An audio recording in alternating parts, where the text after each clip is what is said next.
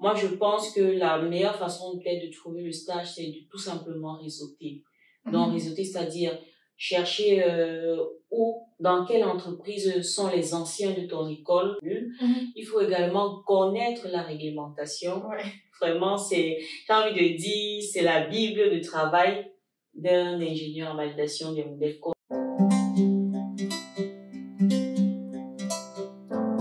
Bonjour à tous et bienvenue sur le Point Stade. Aujourd'hui, on va aller à la découverte d'un métier qu'on peut faire lorsqu'on est data scientist. Un métier assez particulier. C'est le métier de validation de modèles en banque. Donc pour ça, j'ai invité sur ma chaîne Linda Martin. Bonjour Linda. Bonjour Natacha et merci pour ton invitation. Merci de m'avoir invité à ta chaîne. Ah, je te remercie. C'est moi qui te remercie parce que c'est pas toujours évident de se prêter à cet exercice de partager son quotidien devant une caméra, surtout qu'il y a personne en face de nous. Donc, vraiment, merci encore d'avoir accepté ton invitation. Comme je disais en introduction, l'objectif ici, c'est que tu parles de toi, tu parles du métier de validation. Qu'est-ce que c'est? Parce que c'est pas un métier comme beaucoup de personnes connaissent. Donc, l'objectif, c'est de vulgariser ce métier. Quels sont les challenges de l'ingénieur en validation? Quel est ton quotidien? Donc, aujourd'hui, je ne vais pas beaucoup parler dans cette vidéo. C'est toi qui as l'honneur. Donc, je vais te laisser déjà te présenter auprès de ceux qui nous regardent. Okay. Bonjour à tous, moi c'est Linda Mating, j'ai 26 ans et j'ai eu mon bac en 2012 à Yaoundé, au lycée Général Leclerc. Après mon bac C, en 2012, je suis allée à l'université de Yaoundé 1 et j'ai fait la filière mathématiques 1 an. Et en 2013, j'ai intégré l'ICA, l'Institut sous-régional de statistique et d'économie appliquée. Donc, j'ai fait la filière IAS, ingénieur d'application de la statistique, qui est un parcours de 4 ans. Donc, au terme de ces 4 ans, j'ai été diplômée. Et ensuite, j'ai intégré l'ENSAI à Rennes, en France. Et à l'ENSAI, j'ai fait 2 ans. Et à l'ENSAI, je me suis spécialisée dans la filière, autant pour moi, gestion de risque. Et mon stage de fin d'études, je l'ai fait au Crédit Agricole. Et au terme de mon stage de fin d'études, ils m'ont directement gardé en CDI. Donc, voilà un peu mon parcours. Ah, c'est intéressant ça. Tu n'as pas trop galéré pour trouver les stages. Bon, on en reparlera, mais c'est intéressant. Juste un élément qui m'a marqué pendant ta présentation, c'est que tu as fait l'université Yaoundé 1 en mathématiques. Oui. Ensuite, tu as fait l'ICA, on forme les ingénieurs en statistiques. Est-ce que depuis que Linda est petite, elle a toujours rêvé d'être statisticienne? Est-ce que c'était un métier que tu connaissais avant? Du moins, est-ce que c'était ton rêve d'être statisticienne, data scientist, pour ceux qui veulent?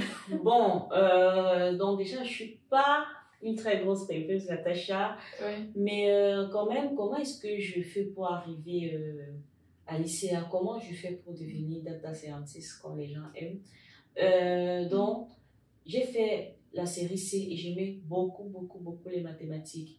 Et l'ICA, c'est une école dans laquelle on fait beaucoup de mathématiques. Et aussi, j'aimais pas trop la physique. Et à l'ICA, on ne fait pas du tout de physique. Donc, franchement, ça me correspondait. Donc, c'est vraiment ce qui m'a amené à m'intéresser à l'ICA. En plus, l'ICA est une école boursière. Étant donné les conditions au Cameroun, étant donné parfois les coûts liés aux études supérieures, franchement, ça aussi, ça a été un point qui a compté à cette époque-là. Donc, voilà un peu ce qui a fait en sorte que je m'intéresse à l'ICA. Et en plus, quand même, l'ICA est reconnue comme étant une grande école, sa renommée, c'est une école sous-régionale, ce n'est pas qu'une école nationale. Donc, tout ça, en fait, tout ça a fait en sorte que je m'intéresse à cette école. Ah, c'est bien. Bon, je pense que c'est toujours le même discours. Bon, le même discours. J'ai rencontré beaucoup de personnes qui ont fait la statistique comme nous. Et tout le temps, c'est la même chose. Je n'aimais pas la physique, et je me suis retrouvée en statistique. Et en général, beaucoup de personnes ne connaissent même pas ce métier avant le bac. Donc, c'est assez marrant de voir. Moi également, j'ai fait l'ICA parce que je n'aimais pas la physique. C'est assez marrant de voir qu'on a à peu près les mêmes raisons. Donc, tu n'as pas rêvé d'être ingénieur statisticien en gros. Tu as fait l'ICA. Et comment s'est passée la transition de l'ICA à l'ENSAI? Est-ce que c'était évident?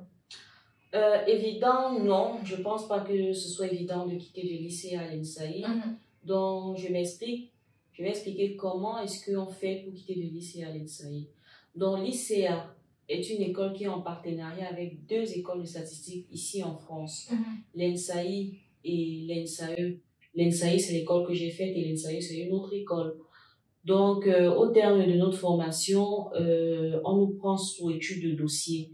Et en général, sur une promotion de 20-30 personnes, on prend 6 personnes pour les deux écoles. Et c'est sur la base des notes de la première année à la quatrième année qu'on nous prend. Donc, ça montre qu'il faut quand même maintenir un certain niveau durant les 4 années pour pouvoir être sélectionné. Donc, je pense que c'est pas évident, mais voilà comment ça se passe. Ah d'accord, bon, c'est vrai que quand, comme tu l'écris, c'est un parcours qui est assez, comment dirais-je, qui est assez difficile, pas difficile, mais exigeant, voilà, j'ai trouvé le terme approprié, c'est assez exigeant, il faut beaucoup travailler pour pouvoir y arriver, en tout cas, félicitations, tu as réussi. Bac plus 7, c'est beaucoup d'années quand même. Ouais, c'est beaucoup d'années. Et justement, après, c'est cette année, après le baccalauréat, qu'est-ce que tu fais aujourd'hui? Donc aujourd'hui, comme je disais, après ma formation à l'ENSAI, j'ai eu mon stage au Crédit Agricole Casa et au terme de mon stage, ils m'ont directement retenu en CDI. Et mon stage était dans l'équipe validation des modèles. Donc aujourd'hui, je suis tout simplement ingénieur validation des modèles. Donc c'est le métier que je fais jusqu'à aujourd'hui et c'est un métier que j'aime bien.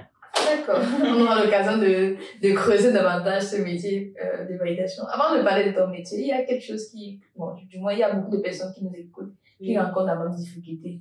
Le fait de trouver un stage, c'est pas du tout évident ici en France. Non, pas du tout. Comment toi, justement, tu fais pour avoir, ayant fait l'INSAI, réussir à avoir un stage dans une grande banque comme le Crédit Agricole? Comment est-ce que j'ai fait? Donc, je vais raconter ma propre petite histoire et après, je vais quand même donner quelques techniques aux autres. Enfin, pas quelques techniques, mais une astuce que je trouve très importante pour pouvoir trouver soit le stage, soit l'emploi. Donc, pour ma part, étant à l'ENSAI, les banques envoyaient directement les offres à l'école. D'accord. Et j'ai envie de dire, le responsable de notre filière nous transférait ces offres-là et nous on postulait. Donc, tout simplement, le Crédit Agricole avait envoyé son offre au responsable de notre filière et il nous a transféré. Moi, j'ai postulé, j'ai fait les entretiens et j'ai obtenu mon stage. Mais si jamais dans ton école, il n'y a pas ça, moi, je pense que la meilleure façon peut-être de trouver le stage, c'est de tout simplement réseauter. Donc, réseauter, c'est-à-dire chercher dans quelle entreprise sont les anciens de ton école, les contacter, avoir le courage de leur dire que tu es en difficulté, tu cherches un stage, est-ce qu'ils pourraient passer ton CV dans leur équipe et tout. Moi, je pense que c'est vraiment la façon la plus facile de trouver un stage. Parce que lorsqu'on cherche sur les sites publics là, ça passe par les RH, il y a des filtres et ça rend plus difficile le process et ça réduit vraiment les chances que tu sois appelé même au moins pour un entretien. Alors qu'en passant par des anciens qui passent le CV au manager, il y a plus de chances que tu sois appelé au moins pour l'entretien, pour pouvoir montrer ce que tu sais faire et après être retenu.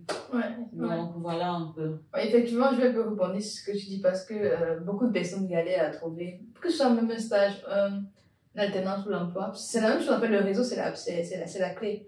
Comme tu as insisté, le réseau déjà de ton école. Parce que généralement, lorsqu'on a fait la même école, on connaît à peu près ton niveau de compétence. Donc, c'est comme ça que c'est plus facile pour un ancien qui a fait la même école que toi de te recruter parce qu'il a fait le même programme, il connaît les exigences de l'école, il est prêt à te répondre. Donc, c'est vrai que ça peut être difficile, mais effectivement, comme il avait dit, n'hésitez pas à envoyer les messages. Au pire des cas, on va pas vous répondre, c'est pas la cause de la vie. Moi, on m'a pas répondu plusieurs fois, mais ça n'empêche pas de relancer. D'essayer. Le plus important, c'est d'avoir son stage. Donc, si tu écris un nom, on te répond pas, c'est pas grave. Tu écriras à une autre personne et quelqu'un te répondra. Exactement. Donc, voilà. Donc, merci encore pour cette astuce gratuite. Donc, on va maintenant parler de toi, Linda, de ton métier. Ingénieur en validation de modèles, c'est pas un métier qui est courant, du moins, on ne le connaît pas forcément. Donc, l'idée ici, c'est que tu le vulgarises. D'accord. Qu'est-ce qu'un ingénieur en validation de modèles? Alors, pour pouvoir expliquer ce qu'est un ingénieur en validation des modèles, il faudrait que j'explique d'abord de façon globale comment fonctionnent les banques pour la gestion du risque. Donc, les banques en général sont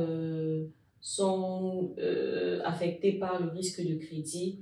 Le risque de crédit étant le risque de défaillance peut-être d'une personne qui a contracté le crédit auprès de la banque. Oui. Et la banque, comment est-ce qu'elle est affectée par ce risque? En fait, tout simplement, si la personne ne rembourse pas, la banque perd de l'argent et elle doit être capable d'anticiper cela en mettant l'argent de côté. Donc, vraiment pour ne pas faire faillite.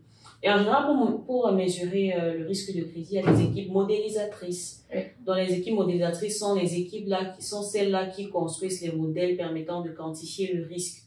Et puisque le secteur bancaire est un secteur très réglementé, il est important de valider les modèles qui ont été construits par les équipes modélisatrices. Et il y a plusieurs lignes de défense. Et la première ligne de défense, donc, c'est l'équipe validation de modèles qui s'en charge. Et donc, moi, je suis dans cette équipe validation des modèles en tant qu'ingénieur validation des modèles. Donc, en quelques mots, moi, je m'assure que les modèles que les personnes de l'équipe modélisation ont construits sont bien faits, tant sur le plan statistique que sur le plan réglementaire. Donc, voilà en quelques mots ce que je fais, en quelques mots, la définition de mon métier. Ah, d'accord. Okay. En gros, peut-être pour donner le contexte, moi, je suis modélisatrice. Toi, ton rôle, c'est de vérifier que je fais bien mon travail, donc que je respecte les critères techniques, statistiques, théoriques, et que je respecte également la réglementation bancaire qui est assez exigeante. Donc, c'est ça globalement le métier de validation. En fait, quand on résume, c'est toujours facile. Ouais, c'est facile à faire. Mais maintenant, on va un peu creuser. C'est quoi, comment on dit ça? Quelle est la journée type en fait d'un valideur? Comment ça se passe la journée d'une personne qui fait de la validation de modèle? Bon, c'est un peu compliqué de décrire comment se passe une journée parce que en fait c'est des métiers qui s'organisent en mission. Donc sur ta mission, tu t'organises un peu comme tu veux, tu t'arranges tout simplement à atteindre tes objectifs et à respecter tes délais. Donc si la veille tu as prévu qu'aujourd'hui je fais ça, ici, la veille, tu as prévu de faire des réunions, le matin, tu arrives et tu respectes ce que tu as prévu de faire. Ce serait peut-être plus intéressant ou du moins plus facile d'expliquer comment se déroule une mission type. Ah, ok. Donc, comment se déroule une mission de validation de modèle? Il y a d'abord la phase de préparation de la revue, donc la revue de la mission. Durant cette phase de préparation, celui qui est en charge du dossier prend connaissance de ce qui a déjà été fait sur le modèle, il prend connaissance des faiblesses passées du modèle, des remarques qui avaient été faites, des réserves, des recommandations qui avaient été émises sur le modèle. Donc, petit rappel, les recommandations, c'est tout simplement les remarques qu'on a faites sur le modèle et qui doivent être améliorées. Donc, des faiblesses, merci. Et pendant cette phase de préparation, on demande également à l'équipe modélisation de livrer le dossier. On se rassure que le dossier est complet. Est-ce qu'on a tous les documents? Est-ce qu'on a tous les codes? Est-ce que, en gros, le dossier livré nous permet d'auditer le modèle? Est-ce que c'est complet? Est-ce qu'on peut l'utiliser pour s'assurer que le modèle est bien fait? Pendant cette phase également, on prépare le kick-off. Comment est-ce qu'on parle le kick-off? C'est quoi le kick-off déjà? Pardon, le kick-off, en fait, c'est tout simplement la réunion de lancement, la réunion qui lance officiellement la mission. D'accord. Et durant cette réunion, on pose nos premières questions à l'équipe. Et s'il y a quelques éléments complémentaires à livrer, on leur demande également de livrer ces éléments-là.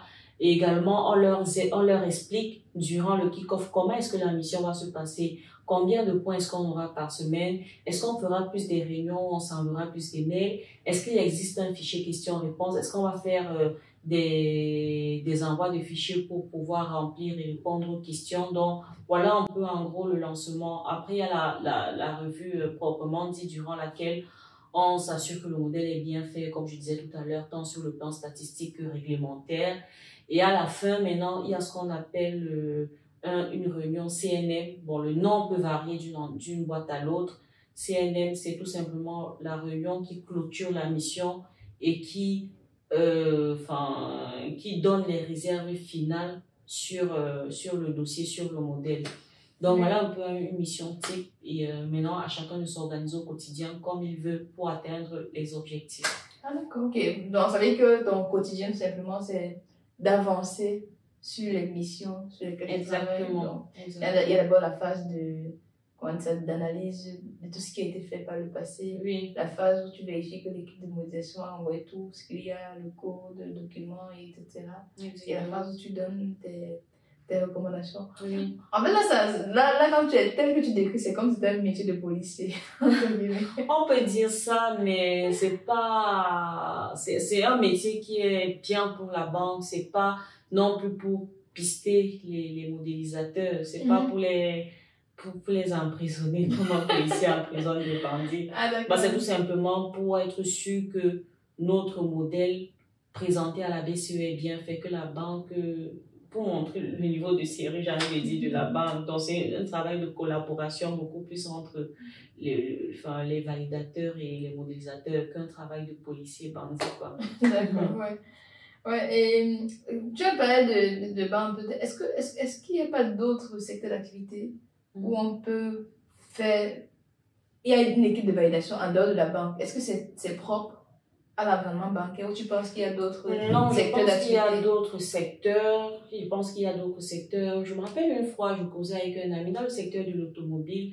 Du moins, dans tous les secteurs où il y a des constructions, ça peut ne pas être des modèles statiquement construits. Il faut quand même des personnes qui ont du recul pour pouvoir valider avant la mise en production. Donc, c'est pas forcément un process propre aux banques, mais la particularité des banques, c'est qu'il y a plusieurs niveaux de contrôle. Mais en général, dans les boîtes où on construit des modèles qui doivent être mis en production, il y a quand même une équipe qui valide. Donc, c'est pas uniquement propre aux banques. Ouais. C'est vrai, quand tu le dis, la banque, en plus, elle a souvent un caractère systémique. Si une banque, c'est cool, c'est l'économie entière. Il faut plus de couches de contrôle.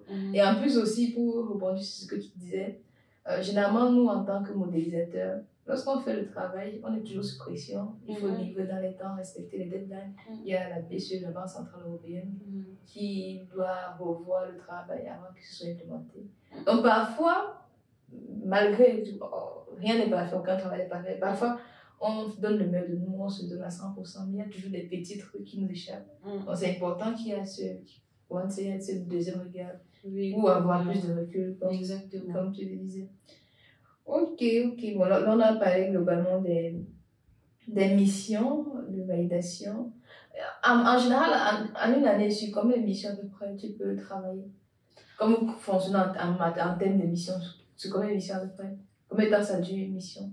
Bon, si on part sur le principe selon lequel une mission dure 3 mois, je dirais qu'en moyenne, sur une année, on travaille sur 4 missions. Donc, oui, c'est très intéressant dans la mesure où en une année, on a la possibilité de voir plusieurs sujets et donc d'apprendre plusieurs choses dont on ne s'ennuie pas du tout. On est tout le temps challengé et c'est vraiment ce qui rend ce métier intéressant. Je trouve quand même que 4 missions en un an, c'est intéressant, les missions de 3 mois. Surtout que ce ne sont pas des petites missions, j'imagine. Non, ce ne sont pas des petites missions. Donc, comme je disais, c'est intéressant parce que oui, en un an, tu apprends beaucoup de choses et c'est vraiment très challenger parce que sur chaque mission, tu dois te remettre dans le bain. C'est pas un sujet que tu maîtrises forcément. Tu dois déjà apprendre et en plus, tu dois pouvoir avoir un regard critique. Donc, ça demande d'utiliser vraiment son cerveau, quoi. Et en parlant de regard critique, toi, par exemple, tu as commencé ce métier à la sortie de l'école. Généralement, dans les équipes de modélisation, on peut être plus ou moins expérimenté. Dans certaines équipes, il y a des personnes qui ont 10 ans d'expérience. Ils connaissent le modèle qu'ils ont conçu. Ils connaissent les faiblesses même de le modèle. Comment est-ce que quelqu'un qui n'a pas d'expérience, mais qui vient pas le thème junior, moi personnellement, mais qui vient de commencer le travail, peut challenger quelque chose, qu'il ne connaît pas parce qu'il n'a jamais fait, Et deux, il est nouveau dans le sport. Il est nouveau tout simplement. Comment est-ce qu'on arrive à apporter un regard critique sur quelque chose qu'on n'a jamais fait et en sortant de l'école? Comment c'est possible? Bon, c'est totalement possible. Pourquoi? Tout simplement parce que lorsque tu intègres une équipe, déjà, on ne te laisse pas pour un début seul. On ne te laisse vraiment pas seul sur un sujet. Il y a le manager qui est avec toi. Il y a également les anciens qui maîtrisent le sujet qui sont avec toi.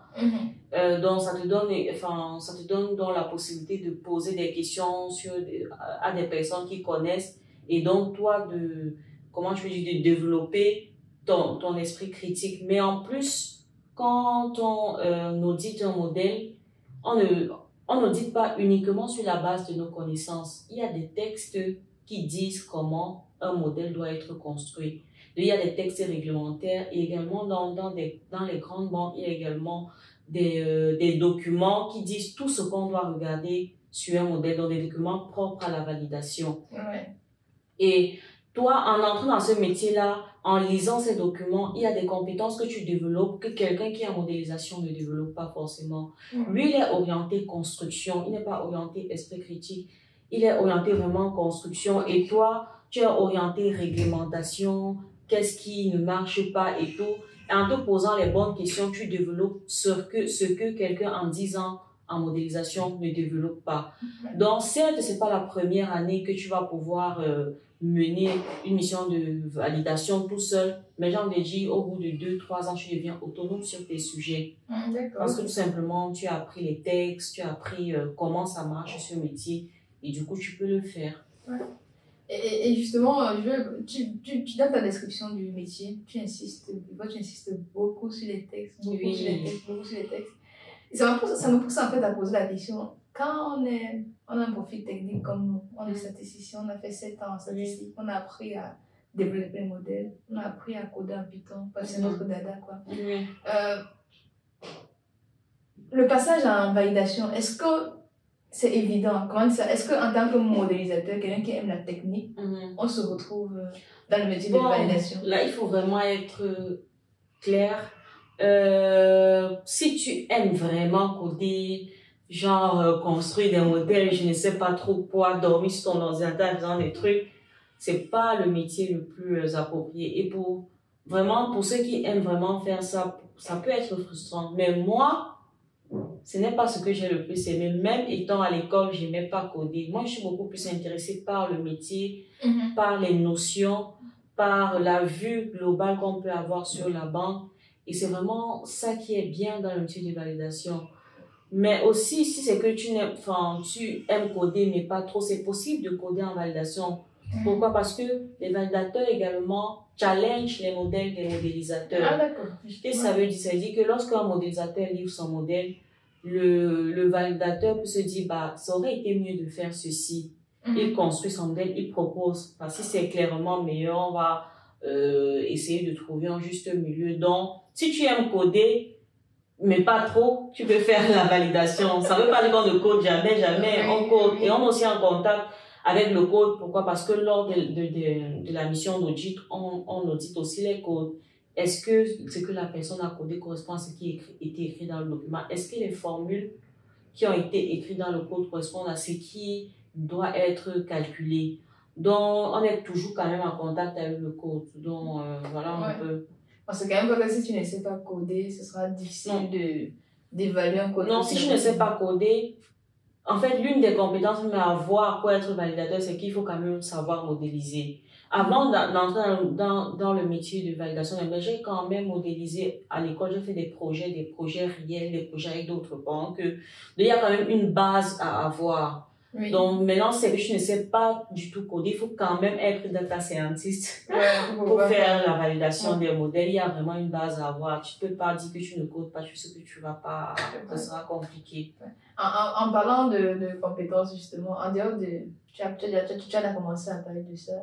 En dehors de ce côté mathématique, code qu'il faut avoir, quelles sont les compétences qu'on doit avoir si on veut exercer comme ingénieur en validation?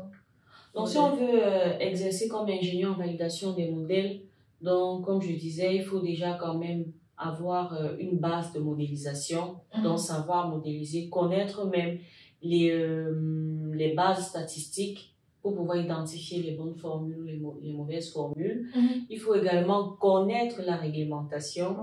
Vraiment, j'ai envie de dire, c'est la Bible de travail d'un ingénieur en validation des modèles. Connaître tout ce qui est réglementation, connaître les textes liés même à l'équipe. Il faut également savoir communiquer. Tout au long de la mission, on est amené à appeler les équipes modélisatrices, poser des questions, leur faire des remarques, échanger et tout. Il faut vraiment savoir comment dire les choses, parce que si on le dit mal, ils peuvent mal interpréter et la mission se gâte un peu. J'ai envie de dire, le but n'est pas de faire des problèmes. Donc, le but est tout simplement d'avoir des réponses, de collaborer pour que le modèle final ça soit bien. Il faut savoir communiquer. Il faut aussi également avoir un esprit critique. C'est cet esprit critique-là qui va permettre d'émettre des réserves. C'est parce que je te dis, mais pourquoi que tu peux faire des remarques en vue d'améliorer le modèle. Donc, voilà un peu en gros ce que je peux dire sur les compétences à avoir pour être ingénieur validation des modèles. C'est vrai que c'est assez intéressant. Du moins, tu as parlé de connaissances techniques, mathématiques, connaissances, réglementation, communication. Et justement, est-ce que tu as déjà eu à avoir, bon, de ton expérience, à avoir des situations où, avec la modélisation, ça s'est toujours pas bien passé pour toi? Du moins, quand tu gères quand les modélisateurs ne veulent pas que tu regardes le travail? Bon, ça se passe pas très très bien tous les jours, mais j'ai envie de dire, c'est pour ça que le travail en équipe, c'est important. C'est important. C'est pour ça que les supérieurs également, c'est important. Parfois, quand c'est dur, tu fais intervenir le manager sur un point. Parfois, quand c'est dur, c'est peut-être ta façon de dire les choses et peut-être un mail pourrait être mieux. Parfois, quand c'est dur, c'est peut-être parce que ta façon d'écrire les mails, c'est un peu trop dur. Peut-être un fichier question-réponse, c'est-à-dire Excel, tu écris tes questions, il répond, ça passe. Donc, vraiment, il faut savoir s'adapter aux personnes qu'on a en face de soi. Donc, quand c'est dur, il y a plusieurs autres outils à explorer pour pouvoir détendre l'atmosphère. Oui, d'accord. Je vois que c'est un métier qui est plutôt challengeant. Il y a des missions variées, comme tu l'as dit.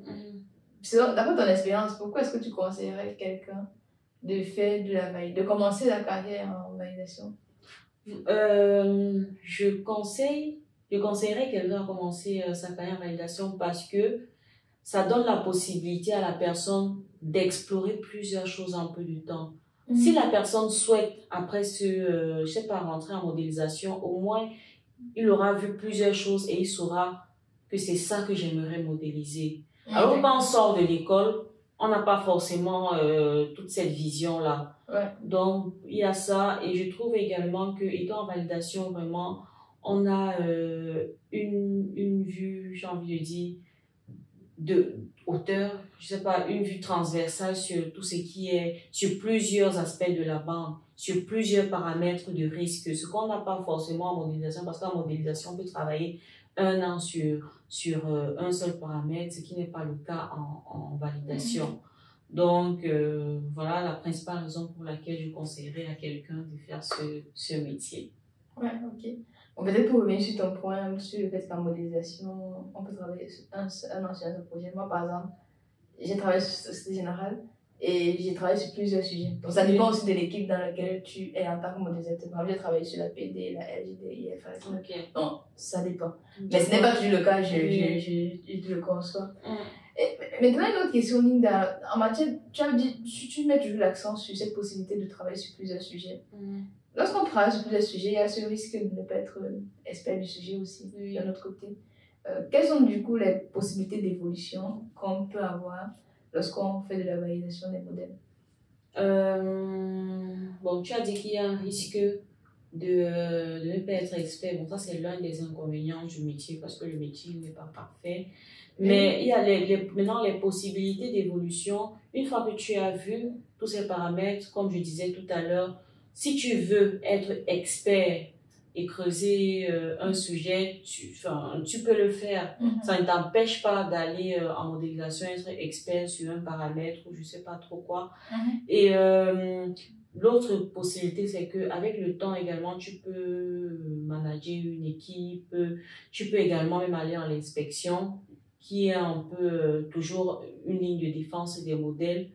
Donc, et après, j'ai envie de dire qu'en banque, il n'y a pas un chemin tout tracé. Chacun crée vraiment sa voie.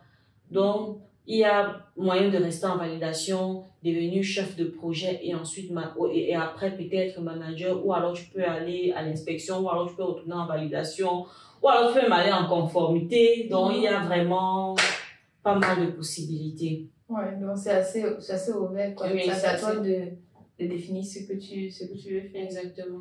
Ok. Là, on a parlé beaucoup des avantages du métier. On a parlé de diversité des métiers, possibilités d'évolution qui sont plutôt pas mal. Quels sont, du moins, les inconvénients que tu vois à ce métier d'ingénieur validation? Oui, on en a un peu parlé déjà, mais je vais revenir dessus. Donc, l'un des inconvénients, enfin, j'ai dit tout à l'heure que le fait de faire plusieurs sujets sur une année est un avantage. Mais il peut également avoir un inconvénient, c'est que sur une mission de 3 mois, on se pose la question, est-ce que c'est vraiment possible de maîtriser le sujet, de répondre à toutes les questions que l'on se pose? C'est vraiment là l'inconvénient. Donc, en plus de ça, pour ceux qui aiment vraiment le code, comme je disais, on ne code pas comme les modélisateurs. Donc, si tu aimes coder, ça aussi c'est un inconvénient. Donc, j'ai envie de dire, voilà les deux inconvénients du métier. C'est comme tout métier, il y a des avantages et inconvénients. Maintenant, en termes de charge de travail, est-ce que c'est un métier qui est stressant? Est-ce que, du moins, comment toi tu travailles? Est-ce que tu fais de grosses journées de 8 à 24 heures? Je sais pas. Comment tu travailles? Non, moi je travaille en général de 8h30 à 18h30. Maintenant, je peux aller jusqu'à 19h30, pardon, de 9h30 à 18h30, autant pour moi. Je peux maintenant aller jusqu'à 20h30 max. Si peut-être je suis en fin de mission, il y a beaucoup de livrables. Mais vraiment, c'est 9h30, 18h30, c'est suffisant. Wow. C'est vraiment suffisant. Mais là, je trouve que les horaires sont plutôt light. C'est tranquille. Comme je suis en interne, je suis en banque. Franchement, c'est tranquille. Est-ce que le salaire est aussi tranquille? Bon, à chacun d'interpréter. Moi, je pense que le salaire, il est pas mal quand même. Ça permet de vivre décemment. Et en plus, le salaire qu'on a à côté de la charge de travail qu'on a, c'est vraiment décent. On ne nocturne pas, on ne travaille pas le week-end et on a un salaire qui nous permet vraiment de vivre assez confortablement. Est-ce que tu veux donner des chiffres? Si tu insistes. Non, on veut donner des chiffres. Combien est-ce qu'on gagne lorsqu'on est en validation de modèle dans une grosse banque comme le Peut-être pas ton salaire, mais au moins... Ah non, mon salaire, non. Je vais juste... on connaît quand même les chiffres, mais c'est pas mon salaire. Donc, quand je suis entrée en 2019, je pense que la tranche à cette époque, bon, c'était entre 40 et 45 en fonction des banques. Vraiment en fonction des banques. Et aussi, cette tranche, je précise que c'est propre à l'ENSAI. Donc, je dis tranche 40-45 parce que je connais des camarades qui ont signé à 40, je connais qui ont signé à 45. Maintenant, ça dépend aussi des écoles. Parce que le salaire dépend de ton école. Si peut-être quelqu'un sort de l'ENSAE ou vient du master ESA, ce sera pas le même. Mais après, la différence n'est pas, je pense, de plus de 5 ans en tout cas. Ouais, 5 ans, oui. Voilà. Ouais, c'est ça. Bon, là, tu as parlé principalement du salaire fixe. On sait qu'en banque, il y a le variable qui fait plus ou moins pas mal. De ton expérience, on a 40 à 45 ans, comme tu as dit, du moins à l'époque, avec l'inflation, peut-être que ça a changé. En termes de variable, qu'est-ce que tu peux apprendre? En tout cas, le variable, déjà en banque, en général, c'est intéressant, contrairement au cabinet de conseil et tout. Je vais donner le minimum. le minimum. Dans le minimum, variable personnelle, c'est-à-dire lié aux objectifs, à tes objectifs, à toi. Et plus variable, c'est-à-dire variable liée au résultat de l'entreprise. Les deux, c'est minimum 5 000 euros. Wow. Minimum, ça fait 40, ça passe la fourchette de 40 à 50, c'est intéressant. En tout cas, pour la charge de travail, moi, je trouve que c'est une bonne fourchette. Donc, en tout cas, Linda, merci encore d'avoir accepté mon interview. Est-ce que tu as un dernier conseil pour la fin? Parce qu'on arrive déjà à la fin de la discussion. Est-ce que tu as un dernier conseil à donner à ceux qui nous regardent? Oui, bien sûr. Enfin, j'aimerais vraiment encourager ceux qui sortent de l'école à faire le métier de validation des modèles. Je sais que certains sont beaucoup plus orientés modélisation, mais le métier de validation également est bien. Pourquoi? Parce que ça te permet de vite apprendre sur les paramètres de la banque. Quoi d'autre? J'aimerais vraiment insister sur un point dont on a parlé lors de notre échange, le réseautage. Ne restez pas dans votre coin, vous cherchez du travail, vous pleurez, vous dites que bon, vous ne trouvez pas. Il faut vraiment contacter les anciens, contacter les personnes autour de vous, passer vos CV. En général, c'est ce qui marche le plus. Les sites officiels, vraiment, c'est beaucoup plus difficile. Et vraiment, j'encourage ceux qui cherchent des stages, alternances, CDI, CDD, à utiliser le réseau. Donc voilà les 2 conseils que je peux donner. D'accord. En tout cas, c'est le meilleur conseil qu'on puisse donner à des personnes, je trouve. Donc, réseauter, ce sera la clé pour pouvoir trouver l'emploi. Et vous avez vu le quotidien de Linda, le métier de validation. J'espère que ça vous a intéressé. N'hésitez pas à me dire en commentaire ce que vous avez pensé de notre échange. Si on est obligé des points de ce métier que vous voulez approfondir, ça se passe dans les commentaires. Donnez-nous, on se fera un plaisir de répondre. Sur ce, je vous dis à très bientôt pour une nouvelle vidéo. Abonnez-vous, partagez, mettez-moi de gros likes pour pouvoir donner plus d'impact à cette vidéo. On se dit à très bientôt. Bye. Bye.